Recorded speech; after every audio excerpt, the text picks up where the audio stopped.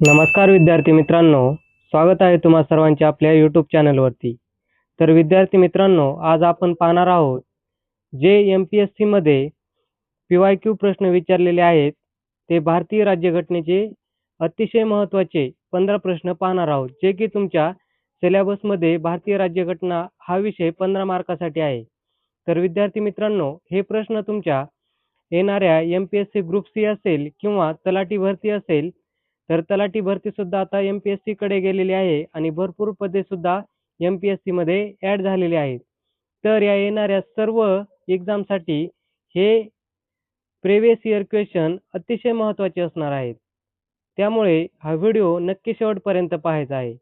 तर विद्यार्थी मित्रांनो, आजचे आपण महत्त्वाचे क्वेश्चन जे आहेत ते टायमिंग लावून सोडवणार आहोत. तर प्रत्येक क्वेश्चनसाठी हा तुम्हाला 3 सेकंदाचा टायमिंग असेल. तर योग्य उत्तर येत असेल तर नक्कीच कमेंट करायची आहे. तर चला लगेच व्हिडिओला सुरुवात करूया. तर या ठिकाणी क्वेश्चन क्रमांक फर्स्ट पाहू शकता. भारतीय राज्यघटनेच्या कलम 32ला डॉक्टर बाबासाहेब आंबेडकर यांनी काय म्हटले आहे? तर विद्यार्थी मित्रांनो, या क्वेश्चनचे ऑप्शन पाहायचे आहेत आणि योग्य उत्तर कमेंट करायचे आहे. आपण यासाठी लगेच टायमिंग लावूयात.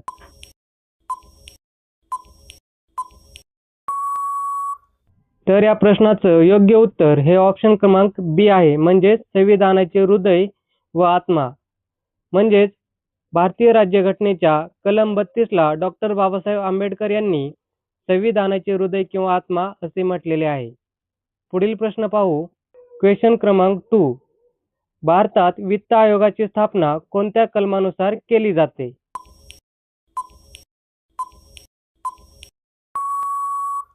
तर या प्रश्नाचं योग्य उत्तर हे ऑप्शन क्रमांक बी आहे, म्हणजेच कलम 200. म्हणजेच भारतामध्ये वित्त आयोगाची स्थापना ही कलम 280 कलमानुसार केली जाते. पुढील प्रश्न पाहू. प्रश्न क्रमांक 3. कोणत्या घटनादुरुस्तीने शिक्षणाचा अधिकार हा मूलभूत अधिकार करण्यात आला आहे?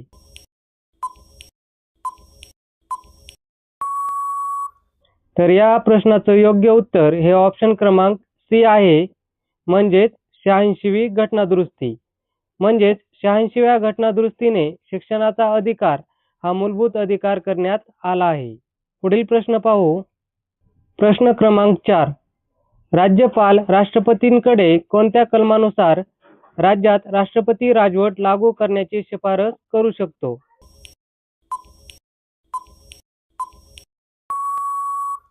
तर या प्रश्नाचं योग्य उत्तर हे ऑप्शन क्रमांक बी आहे, कलम 356.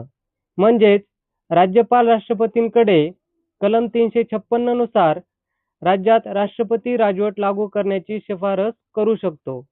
पुढील प्रश्न पाहू. प्रश्न क्रमांक 5. राज्यघटनेतील समवर्ती सूची कोणत्या अनुसूचीमध्ये आहे?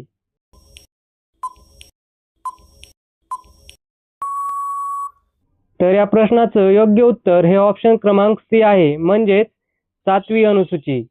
म्हणजेच राज्यघटनेतील समवर्ती सूची ही 7वी अनुसूचीमध्ये आहे. पुढील प्रश्न पाहू. प्रश्न क्रमांक 6. भारताचे नियंत्रक व महालेखापरीक्षक म्हणजेच CAG यांचा उल्लेख कोणत्या कलमात आहे?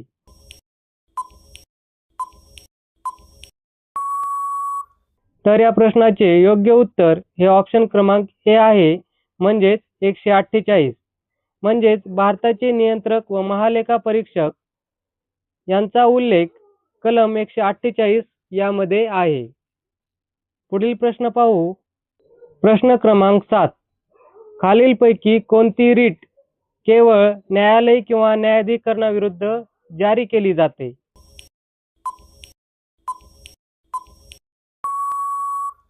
तर या प्रश्नाचं योग्य उत्तर हे ऑप्शन क्रमांक डी आहे, म्हणजेच उत्प्रेषण, सर्च्युअरी. म्हणजेच उत्प्रेषण ही रीट केवळ न्यायालय किंवा न्यायाधिकरणाविरुद्ध जारी केली जाते. पुढील प्रश्न पाहू. प्रश्न क्रमांक 8. भारतीय राज्यघटनेतील 10वी अनुसूची ही कशाशी संबंधित आहे?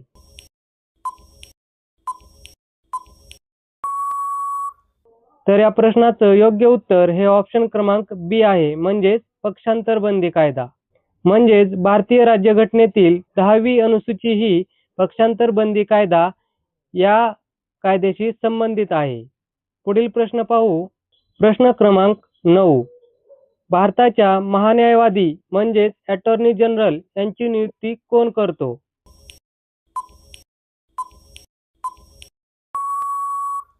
तर या प्रश्नाचे योग्य उत्तर हे ऑप्शन क्रमांक बी आहे, राष्ट्रपती.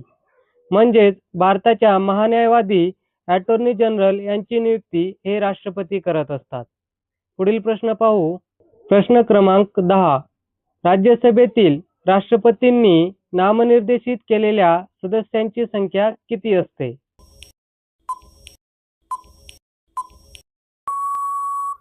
तर या प्रश्नाचं योग्य उत्तर हे ऑप्शन क्रमांक बी आहे, म्हणजेच 12. म्हणजेच राज्यसभेतील राष्ट्रपतींनी नामनिर्देशित केलेल्या सदस्यांची संख्या ही 12 असते. पुढील प्रश्न पाहू. प्रश्न क्रमांक 11. कोणत्या कलमानुसार सर्वोच्च न्यायालयाला मूळ अधिकार क्षेत्र प्राप्त झाले आहे?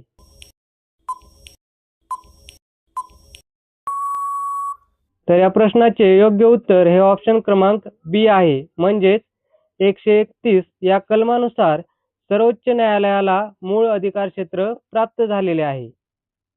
पुढील प्रश्न पाहू. प्रश्न क्रमांक 12. भारतातील लोकसभा विसर्जित करण्याचा अधिकार कोणाला आहे?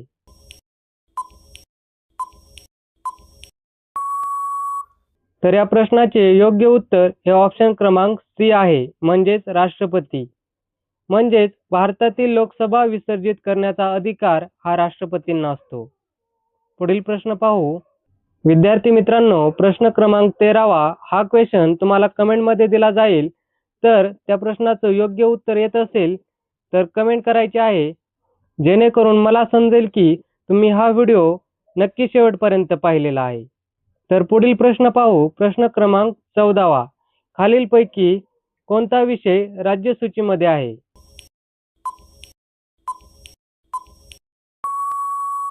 तर या प्रश्नाचं योग्य उत्तर हे ऑप्शन क्रमांक सी आहे, म्हणजेच पोलीस.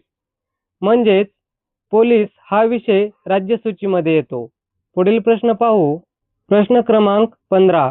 घटनादुरुस्ती विधेयकावर राष्ट्रपतींना कोणता पर्याय उपलब्ध नसतो?